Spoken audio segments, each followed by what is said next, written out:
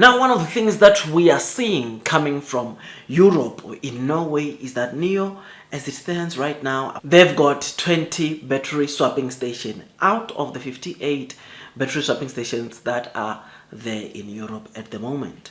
Now, this is good news because if 20 battery swapping stations or 34% of battery swapping stations in Europe are in Norway, it makes sense why that is the case, because Norway is one of the destination, or it is the destination outside of China where currently is doing the most. Last month it almost got to 200 sales, or it almost generated 200 sales for Nio, which is massive, which is bullish, because I mean, other countries, Denmark, Sweden, Germany and Netherlands, Nio is not doing that well. Sales wise, Nio is not doing that well, and what will revive this might be the sub brands when they come to Europe, which will be so good, so amazing, and we look forward to that. I mean, you will know that right now Nio is not only selling their cars in Europe, but they're also selling in MENA, Middle East and Northern Africa, which is something that is great, something that is amazing, because it will unlock more sales, right?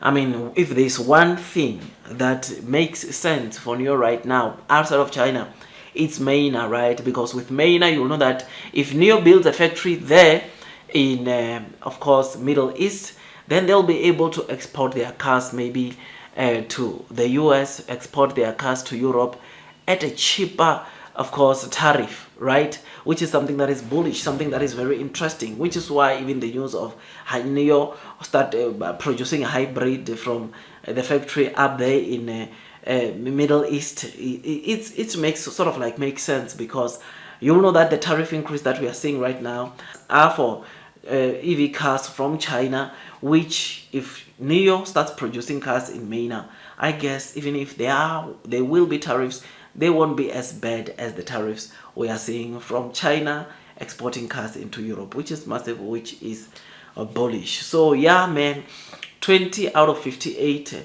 battery swapping stations are now in Norway, have been deployed in Norway, and this is great, this is amazing. I mean, the Nio CEO said wherever their customers are, they will make sure that they get the battery swapping station. I mean, they will know that in China right now, over 80% of the Nio users have got a battery swapping station within a 3-kilometer radius from either their workplace or their home, which is something that is massive, something that is bullish, and it shows you that the more Nio deploys these battery swapping stations, is the more they will bring or offer convenience to those that subscribe to bus or battery as a service, which is amazing, which is interesting, and we look forward to Nio getting coverage range to 100% of their people, which will come very, very soon. So tell me what you think about this, man. Norway, I like Norway because not only are they not participating onto the tariff increase, but it is a destination that the EV penetration rate is high, and part of the reason why Nio is doing well there is because of that.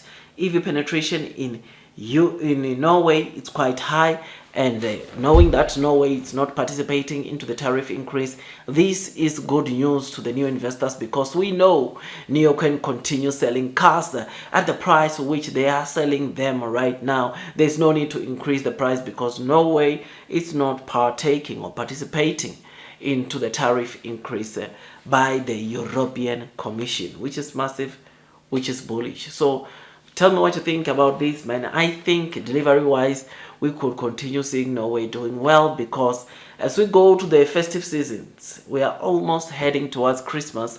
People want to spend their holidays, their festive seasons with their loved ones on brand new cars, which this will result into companies like Nio benefiting so much from this, which we look forward to. I know right now the new investors don't like Europe, or don't even want Nio to continue selling in Europe. There are some that are sharing this sentiment around Nio in Europe, but I tell you, we in the long term will need that market, which is why Nio must find ways, strategic ways, to be able to go and flourish there. Which a hybrid, which is still a rumor, which Nio has rejected twice, it might be one of the strategies that they want to penetrate the European market, right? And once they do that, they'll be able to sell quite decent volumes of cars, because the current Nio models, I mean, let's face it, Nio, if in Nio in China cannot be afforded by not so many people, you can imagine the kind of hurt, the kind of price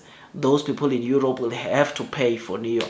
They have to pay an arm and a leg, which it's something that it's not good. And seeing Nio not doing so well, the main reason or the primary reason is because of the price of their cars, how much their cars are being sold at in Europe. I mean, if these cars in China can be afforded by middle to upper or to high income earners, in Europe you just have to be a high income earner to be able to drive a Nio, which is why it is so difficult for Nio to sell as good in Europe, like they are doing in China. I mean, total sales being generated by Europe on a monthly basis constitute to about 1 to 2%, which is something that shows you the insignificance of how the European sale constitute to Nio, which is something that, yeah, though right now we might not be generating good sales, but in the near future, I think we'll need Europe. Nio needs to find ways. I mean, other companies like Xpeng are also trying to find ways to penetrate the European market, trying to find strategies to penetrate the European market, which is something that is bullish, something that is amazing, and we look forward to that. So tell me what you think about this, man.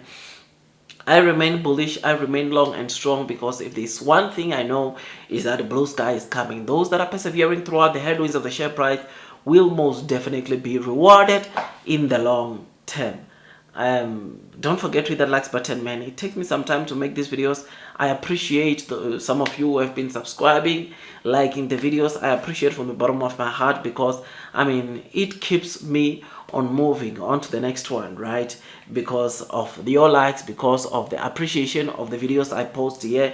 I really like of course, you guys coming here, watching, subscribing. It's good, right? And I'll continue giving you the latest developments, latest updates, not only from Nio, but those that even might have an impact or onto Nio, which is something that, of course, we all want that, right?